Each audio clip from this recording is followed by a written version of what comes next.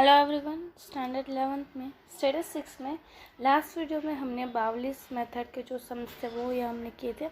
आज के इस वीडियो में इस चैप्टर का जो लास्ट टॉपिक है, इन दोनों के दो मेथड्स के कंपैरिजन वो हम करेंगे और उसके साथ साथ कुछ सम्स करेंगे ताकि आपका ये चैप्टर जो है वो यहाँ पे कंप्लीट हो सके। और उसी के साथ साथ यहाँ पे ये जो चैप्टर हम कंप्लीट करें, बट आपको इस चैप्टर की प्रैक्टिस करनी होगी। यहाँ पे जो सम्स करेंगे वो तो आपको करने होंगे, प्लस में यहाँ पे जो होमवर्क मैं दूंगी वो भी आपको करना ही होगा। So let's get start. यहाँ पे सबसे पहले हम दोनों के बीच के कंपैरिजन वाली जो मेथड है वो हम देखते हैं।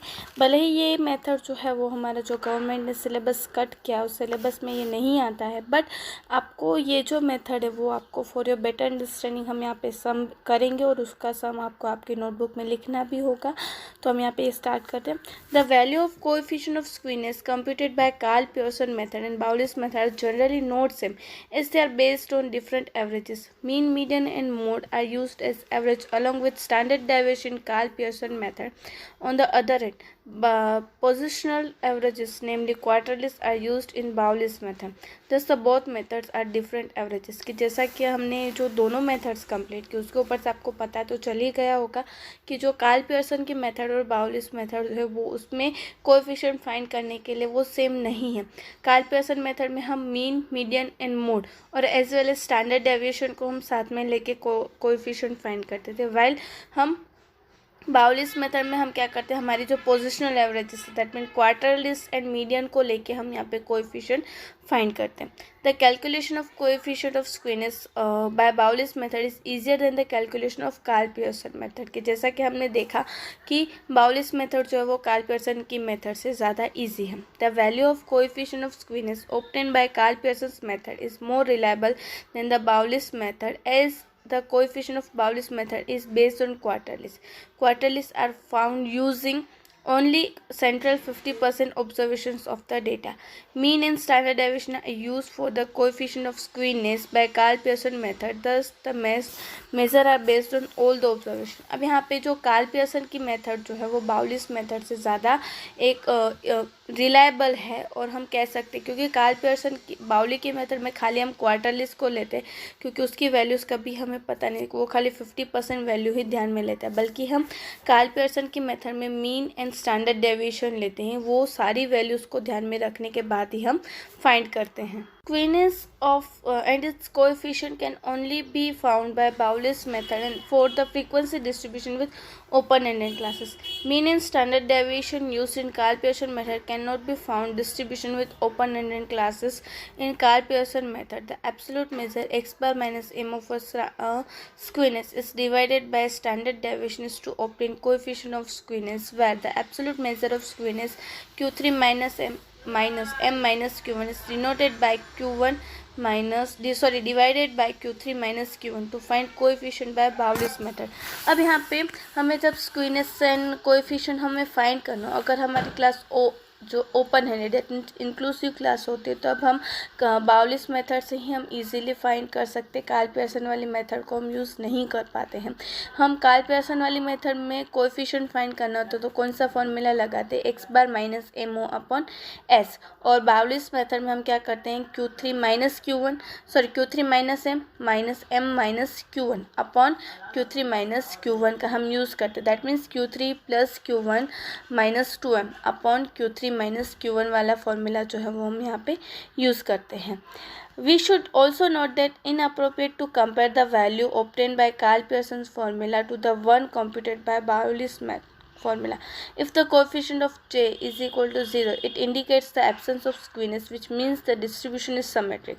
Although it is possible in some cases the frequency curve of the distribution has positive and negative skewness even j is equal to 0. हम यहाँ पे ये दोनों वैल्यूज़ को कंपेयर नहीं कर सकते हैं। बाउलिस मेथड को हम कार्ल पियर्सन की मेथड से कंपीट नहीं कर सकते क्योंकि दोनों के जो स्टैंडर्ड्स है कि दोनों के जो हम स्टैंडर्ड्स ले रहे हैं वो अलग अलग होते हैं, और कभी कभी जो पॉसिबल भी हो सकता है कि जो फ्रीक्वेंसी कर्व जो है, अगर कोएफिशिएंट की वैल्यू 0 आती है तब भी फ्रीक्वेंसी कर्व जो है वो पॉजिटिव एंड नेगेटिव की तरफ ज़्यादा ढला हुआ भी हो सकता है। इसलिए जब भी हम फ्रीक्वेंसी कर्व फाइंड करें तब हमें ये सारी चीज़ों का ध्यान में रखना है कि कौन सी मेथड से हम फ्रीक्वेंसी कर्व यूज़ कर रहे हैं।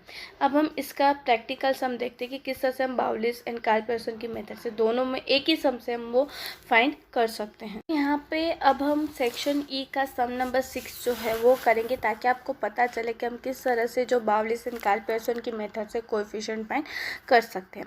Various measures of frequency distribution of monthly salary of two production firm as follow, compare the firm using coefficient of skewness by Bowley's and Karl Pearson method. यहाँ पे हमें दोनों firm के mean, median, first quarterly, third quarterly and standard deviation दे दिए। अब हमें दोनों मेथड्स के अकॉर्डिंग कोएफिशिएंट फाइंड करना और उसे कंपेयर करना है। तो इस तरह से यहाँ पे हमें फर्म ए और फर्म बी दिया है। तो सबसे पहले हम फर्म ए में Karl Pearson and Bowley's method जो है वो दोनों मेथड से हम कोएफिशिएंट फाइंड कर लेते हैं। तो यहाँ पे कार्ल पियर्सन की मेथड के अकॉर्डिंग फॉर्मूला है 3 into x bar minus M upon S. क्योंकि यहाँ पे हमें मीडियन दिया हुआ है इसलिए हम एक्स बार माइनस एम लिखेंगे। 3 in bracket X bar is 350 minus 344 upon 26। अब यहाँ पे 3 इंटू 6, क्योंकि 350 minus 344 upon 26, that means 18 upon 26 हमारा है। तो यहाँ पे हमारी कोएफिशिएंट की वैल्यू है 0.69। ये हुई कार्ल पियर्सन की मेथड। अब हम बाउलिस मेथड करते हैं। बाउली के मेथड का फॉर्मूला आपको पता ही होगा, Q3 plus Q1 minus 2m upon Q3 minus Q1। अब Q3 कितना दिया हुआ है हमें, 356 plus 324 minus 2 in bracket 344 upon 356 minus 324। यहाँ पे हम 356 प्लस 324 करेंगे तो 680 माइनस 688, इन दोनों का मल्टीप्लाई करेंगे तो ये आंसर आएगा अपॉन 356 माइनस 324, दैट मीन्स 332 हमारा आंसर आएगा। 680 minus 688, that means minus 8 upon 32, that means minus 0.25। ये हमने फॉर्म ए का जो कार्ल पियर्सन बाउलिस मेथड से कोएफिशिएंट जो है वो फाइंड करना कंप्लीट किया। अब हम फॉर्म बी का करते हैं। तो same it is firm B का भी फॉर्मूला यही, 3 in bracket X bar minus M upon S. X bar हमें दिया हुआ है 360, that means 360 minus 340 upon S is equal to 38। यहाँ पे हमारा आया 3 इन ब्रैकेट 20 अपॉन 38। अगर हम करेंगे तो 60 अपॉन 38, दैट मीन्स 1.58 जो है वो बाउलिस मेथड से हमारा, सॉरी कार्ल पियर्सन की मेथड से आया। अब हम बाउलिस मेथड फाइंड करते हैं। तो Q3 plus Q1 minus 2m upon Q3 minus Q1। अब Q3 आपको यहाँ पे दिया हुआ है 370 plus 330, 370 plus 330 minus 2 in bracket 340 upon 370 minus 330। तो यहाँ पे 700 minus 680 upon 40, that means 20 upon 40 हम करेंगे तो हमारे यहाँ पे कोएफिशिएंट आया 0.50। अब हमने यहाँ पे दोनों मेथड जो है वो कंप्लीट कर ली। अब हम सबसे पहले कार्ल पियर्सन की मेथड को हम फर्म ए और फर्म बी में कंपेयर करते, तो फर्म ए या फर्म बी की जो कोएफिशिएंट है वो ज़्यादा आ रही है। तो यहाँ पे हम इस तरह से लिख सकते हैं कि in Karl Pearson method firm B is more skewed, क्योंकि उसकी स्क्वीनेस की वैल्यू जो है वो ज़्यादा आ रही। तो सेम इट इज हम यहाँ पे बाउली की मेथड जो है फर्म ए और फर्म बी में कंपेयर करते हैं तो फर्म बी की ही ज़्यादा स्क्वीनेस आ रही है, क्योंकि यहाँ पे फर्म ए की नेगेटिव आ रही है। इसलिए हम यहाँ पे भी इस तरह से लिख सकते हैं कि firm B is more skewed. तो यहाँ पे हमने इस तरह से लिख दिया कि हमने यहाँ पे दोनों मेथड्स को कंपेयर किया कि फर्म बी और फर्म ए कि दोनों मेथड्स हमने फाइंड की, Bowley's method and Karl Pearson के मेथड से दोनों कंपेयर की, तो उसके ऊपर से हमें पता चला कि जो फर्म भी है दोनों ही मेथड में उसकी स्क्वीनेस जो है वो ज़्यादा आ रही है। वो वाला सम हमने कंप्लीट किया। उसके बाद यहाँ पे हम कुछ सम्स करेंगे ताकि आपका जो कॉन्सेप्ट है वो यहाँ पे क्लियर हो जाए। तो सबसे पहले हम सेक्शन सी का सम नंबर 6 जो है वो यहाँ पे करेंगे। The sum of two extreme quartile is 138 in symmetric frequency distribution, find it median. अब यहाँ पे ये मीडियन फाइंड करना है, तो करते हैं। हमेशा याद रखना सिमेट्रिक फ्रीक्वेंसी डिस्ट्रीब्यूशन में Q3 plus Q1 is equal to 2m। अगर symmetric frequency distribution that means कि Q3 plus Q1 minus 2m करेंगे तो वो हमारे लिए 0 आएगा। That means Q3 plus Q1 is equal to 2m। तो यहाँ पे हमें Q3 plus Q1 obviously they दिया है 138 इज इक्वल टू 2m। अब यहाँ पे 2 मल्टीप्लाई में तो सामने हो जाएगा, तो क्या होगा, divide 138 upon 2 is equal to m। Therefore m is equal to 69। बस इतना ही हमारा सम था। यहाँ पे सिमेट्रिक फ्रीक्वेंसी डिस्ट्रीब्यूशन के अकॉर्डिंग हमें यहाँ पे Q3 plus Q1 is equal to 2m। तो यहाँ पे हमें वैल्यूज हमने डाल दी और ये सम जो है वो हमने कंप्लीट किया। आदि हम यहाँ पे सम नंबर 9 जो है वो करेंगे। If the frequency distribution has Q3 minus Q2 is equal to 2 in bracket Q2 minus Q1 then find J। अब यहाँ पे हमें फाइंड करना है, बहुत ही ज़्यादा ईजी सम है, तो हम स्टार्ट करते हैं। सो यहाँ पे हम इस तरह से लिखेंगे Q3 minus Q2 is equal to 2 in bracket Q3 minus Q1। अब आपको ये अगर फॉर्मेट दिया हो तो आपको J फाइंड करने का फॉर्मूला तो पता ही होगा कि कोएफिशिएंट फाइंड करने का फॉर्मूला इस तरह से Q3 minus Q2 minus Q2 minus Q1 in bracket Q3 plus Q1 Q3 minus Q2 in bracket plus Q2 minus Q1।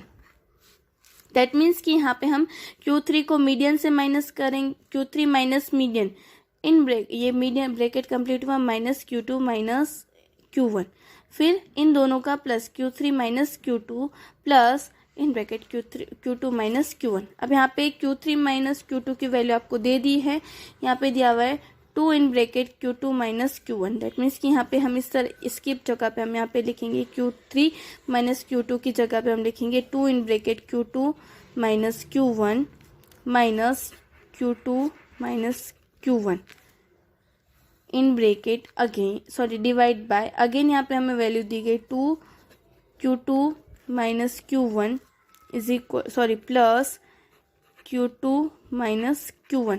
अब यहाँ पे 2 Q2 माइनस Q1 में से हम Q2 माइनस Q1 माइनस करेंगे तो यहाँ पे हमारा आंसर रहेगा Q2 माइनस Q1, और यहाँ पे 2 Q2 minus Q1 plus 1 Q2 minus Q1 that means कि 3 Q2 माइनस Q1। अब यहाँ पे ये दोनों सेम है तो कट हो जाएगा, और यहाँ पे कुछ नहीं तो 1/3। अगर हम 1/3 करेंगे दैट मीन्स कि यहाँ पे हमारा आंसर क्या आएगा 0.33। यहाँ पे कुछ भी नहीं है, Q3 माइनस Q2 की जगह पे यहाँ पे हमें ये जो उसकी वैल्यू दी गई है वो हमें डालनी है। और अगर यहाँ पे 2 है, 2 में से 2 Q2 माइनस Q1 में से अगर 1 Q2 माइनस Q1 माइनस हो जाएगा तो यहाँ पे क्या आएगा Q2 माइनस Q1 एंड नीचे प्लस होगा 1/3। इस तरह से यहाँ पे हमने ये जो सम है वो किया। उसके बाद सेक्शन सी का ही सम नंबर 14 जो है वो हम करेंगे। The coefficient of skewness of a frequency distribution is 85, find its median if its median is 3.4 more than its mode, find its variance. अब यहाँ पे हमें वेरिएंस फाइंड करना है तो वो हम फाइंड करते हैं। अब यहाँ पे J is equal to 0.85 coefficient that means 0.85 if it's mean is 3.4 more than mode, that means mean जो है वो मोड से 3.4 ज़्यादा है, that means x bar is equal to MO plus 3.4। अब यहाँ पे हमें s variance that means s square हमें यहाँ पे फाइंड करना है। तो J is equal to x bar minus MO upon एस। यहाँ पे हमें J दे दिया 0.85 is equal to x bar plus MO that means MO plus 3.4। जो हमने यहाँ पे फाइंड किया हमें वैल्यू मिल गई है माइनस MO, यहाँ पे हमें मोड की वैल्यू नहीं दी गई, अपॉन S 0.85 अब यहाँ पे डिवाइड में तो सामने की साइड हो जाएगा तो क्या होगा मल्टीप्लाई। अब यहाँ पे प्लस एमओ और माइनस एमओ क्या हो जाएगा कट। दैट मीन्स हमारे पास यहाँ पे क्या बचा 3.4। अब यहाँ पे ये डिवाइड में तो सामने की साइड हो जाएगा तो क्या हो जाएगा, सॉरी मल्टीप्लाई में तो सामने की साइड हो जाएगा तो divide. That means s is equal to 3.4 upon 0.85। तो अगर हम करेंगे तो हमारा आंसर आएगा एस इज इक्वल टू 4। अब यहाँ पे हमें स्टैंडर्ड डेविएशन हमारा 4 आया तो variance that means s square, मतलब कि 4 का स्क्वायर हम करेंगे तो वेरिएंस हमारा यहाँ पे आएगा 16। तो इस तरह से यहाँ पे हमने ये वाला सम किया। यहाँ पे हमने सेक्शन सी के 3 सम्स किए हैं, बाकी के सम्स जो वो आपको खुद करने हैं, जो क्वेश्चन है वो भी आपको खुद लिखने हैं। सेक्शन सी के सम के बाद हम सेक्शन डी जो है वो करेंगे। पहले जो 4 क्वेश्चन है वो थियरी के, वो आपको करने। सम नंबर 5 जो है वो हम यहाँ पे करते हैं, which population has more close to symmetry. अब यहाँ पे 2 चीज़ें हमें दी गई, दोनों के ऊपर से हमें यहाँ पे फाइंड करना है। यहाँ पे हमें इस तरह से सम जो है वो हम करेंगे। पॉपुलेशन ए और पॉपुलेशन बी हमें 2 दी गई है। तो पॉपुलेशन ए में यहाँ पे पॉपुलेशन ए में x bar is equal to 56, MO is equal to 60 and S is equal to 24। तो सबसे पहले हम यहाँ पे कोएफिशिएंट फाइंड करते हैं। तो कोएफिशिएंट का फॉर्मूला तो आपको पता ही है, x bar minus MO upon S। That means 56 minus 60 upon 24। अब 56 माइनस 60 दैट मीन्स -4 अपॉन 24 अगर हम करेंगे तो हमारा आंसर आएगा -0.17। ये हमारा आंसर आया। एंड देन आफ्टर यहाँ पे हम कोई पॉपुलेशन बी, तो पॉपुलेशन बी का x bar is equal to 56, M is equal to 60 and S is equal to 30। हमें इस तरह से दिया गया। तो अब हम यहाँ पे कोएफिशिएंट जो है वो फाइंड करते हैं। तो x bar is equal x bar minus MO upon S। Then after अब यहाँ पे 56 minus 60 upon 30 that means -4 upon 30 अगर हम करेंगे तो आएगा -0.4।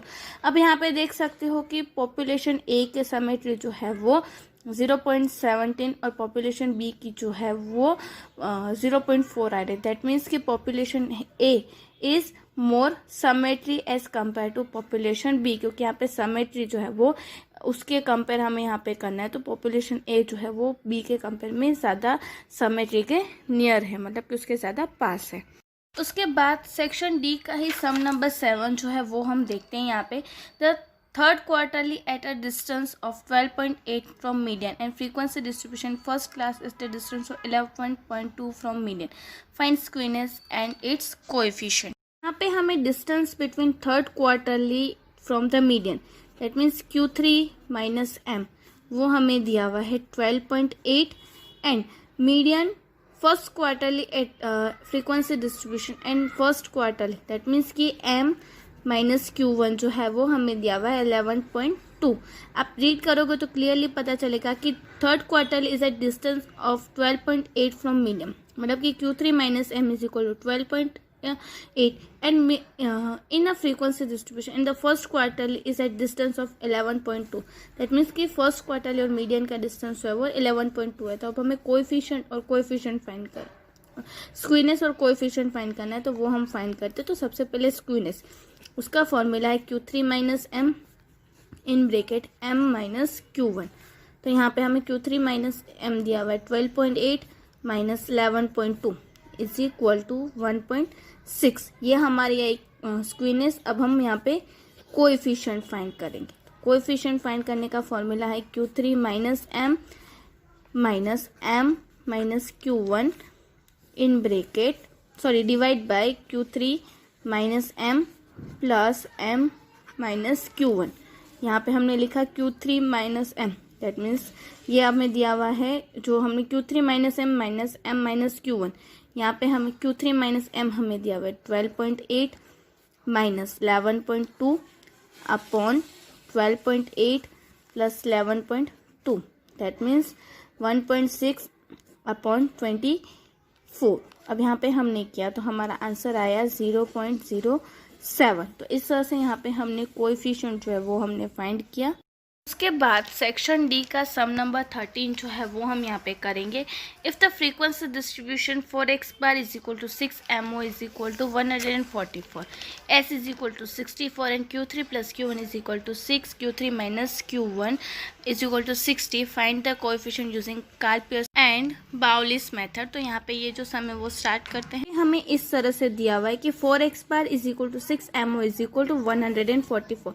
तो सबसे पहले हम मीन फाइंड करते हैं। दैट मीन्स कि 4x bar is equal to 144। अब यहाँ पे 4 जो है वो यहाँ पे मल्टीप्लाई में सामने की साइड आ जाएगा तो क्या हो जाएगा, divide. That means x bar is equal to 144 upon 4, therefore x bar is equal to 36। तो यहाँ पे इस तरह से यहाँ पे हमने मीन फाइंड कर लिया। अब हम मोड फाइंड करते हैं। तो x bar is equal to 6 MO is equal to 144, therefore MO is equal to 144 upon 6, MO is equal to 24। Simple था, यहाँ पे हमें कुछ नहीं दिया था। पहले हमने इन दोनों वैल्यूज को लेके मीन फाइंड किया, फिर ये दोनों वैल्यूज को लेके हमने मोड फाइंड किया। तो इस तरह से यहाँ पे हमने सम किया। अब हमें स्टैंडर्ड डेविएशन की वैल्यू भी दे दी गई है। कितनी दी गई है, 64। अब हम सबसे पहले कार्ल पियर्सन की मेथड से यहाँ पे हम कोएफिशिएंट फाइंड करते हैं। तो यहाँ पे हमने लिखा Karl Pearson method is equal to J x bar minus MO upon S। It means 36 minus 24 upon 64, it means 12 upon 64 अगर हम करेंगे तो 0.19 जो है वो हमारा कार्ल पियर्सन की मेथड से हमने स्क्वीनेस फाइंड कर ली। अब हम बाउलिस मेथड से सबसे पहले फाइंड करेंगे उसके बाद। तो बाउलिस मेथड, तो यहाँ पे बाउली की मेथड से यहाँ पे आपको किस तरह से दिया हुआ है, Q3 plus Q1 is equal to 6, Q3 minus Q1 is equal to 60। अब यहाँ पे हमें इस तरह से दिया हुआ है। दैट मीन्स कि Q3 plus Q1 is equal to 60। ये हो गया हमारा फर्स्ट स्टेप। अब second 6Q3 minus Q1, that means कि हम इस तरह से लिख सकते हैं 6Q3 minus Q1 is equal to 60। अब ये 6 यहाँ पे मल्टीप्लाई में तो सामने की साइड हो जाएगा तो क्या हो जाएगा, divide. That means Q3 minus Q1 is equal to 60 upon 6, therefore Q3 minus Q1 is equal to 60। ये हमें मिल गया। अब हमारे पास यहाँ पे दो चीज़ें, मोड भी है और मीन भी है। तो हम यहाँ पे एम्पिरिकल मेथड यूज़ करके हम मीडियन फाइंड कर सकते हैं। Empirical method that means MO is equal to 3M minus 2x bar. यहाँ पे हमें मोड तो दे दिया है, कितना दिया है, 24। मीडियन हम फाइंड करते हैं, एक minus 2x bar, that means 2 into 36। 24 is equal to 3M minus 72। 24 यहाँ पे माइनस 72, दैट मीन्स प्लस हो जाएंगे तो कितना आएगा, 96 is equal to 3M, therefore M is equal to 32। अब हमारे पास M भी आ गया, Q3 minus Q1, Q3 plus Q1 सब कुछ हमारे पास है। तो हम यहाँ पे कोएफिशिएंट फाइंड करेंगे, Q3 plus Q1 minus 2M upon Q3 minus Q1। तो यहाँ पे Q3 प्लस Q1 जो है वो हमें दिया हुआ है 60 minus 2 in bracket 32 upon 10, that means 60 minus 64 upon 10 minus 4 upon 10 is equal to minus 0.4। यहाँ पे इस तरह से हमने Karl Pearson and Bowley's method से कोएफिशिएंट जो है वो फाइंड किया। उसके बाद यहाँ का हम लास्ट सम जो है वो करेंगे सेक्शन E का sum number 9। For the frequency distribution of a set of a data ने n is equal to 200 x sigma F X I minus 240 is equal to 0 sigma F X in bracket X I minus 240 square is equal to 11,250 and median is 246. Find the coefficient of skewness and type of skewness. तो इसके ऊपर से यहाँ पे हम find करते हैं। हमें इस तरह से दिया गया n इज इक्वल टू 200। फिर यहाँ पे आपको इस तरह से दिया गया sigma F X I minus 240 is equal to 0। That means अगर हम इसे देखने जाए तो X sigma F I x I minus x bar होता है। दैट मीन्स कि हमें यहाँ पे एक्स बार की वैल्यू जो है वो दी गई है 240। अब हमें यहाँ पे सारी इन्फॉर्मेशन दे दी है, खाली एक स्टैंडर्ड डेविएशन नहीं है, तो हम स्टैंडर्ड डेविएशन फाइंड करते हैं। स्टैंडर्ड डेविएशन का फॉर्मूला तो आपको पता ही है, sigma F I x I minus x bar square upon n. तो यहाँ पे हम इस तरह से करेंगे तो यहाँ पे हमें फाइंड कर मिलेगा sigma x I minus x bar square, that means 11,250 upon 250, that means 56.25। यहाँ पे तो हम अंडर रूट निकालेंगे तो 7.5 जो है वो हमारा स्क्वायर रूट आया। मीडियन हमें यहाँ पे क्लियरली दे दिया गया है, कितना है 246। मीन मिल गया, मीडियन मिल गया, स्टैंडर्ड डेविएशन मिल गया। तो कोएफिशिएंट फाइंड करने का फॉर्मूला क्या आएगा, 3 in bracket x bar minus m upon s। 3 240 minus 246 upon 7.5। That means 3 into minus 6 upon 7.5 is equal to minus 18 upon 75 minus 2.5। यहाँ पे माइनस 2.5 है, दैट मीन्स कि यहाँ पे नेगेटिव स्क्यूनेस आएगी। तो यहाँ पे हम लिखेंगे the frequency distribution has negative skewness. तो यहाँ पे इस तरह से हमने ये सम किया, और उसी के साथ साथ आज यहाँ पे हमने जितने भी सम्स किए हैं वो तो आपको करनी है। उसी के साथ यहाँ पे जो सेक्शन में जितने भी सम्स है वो आपको सॉल्व करने हैं, और MCQ 1 सेंटेंस पे आपको आपकी नोटबुक में लिखने हैं। Thank you.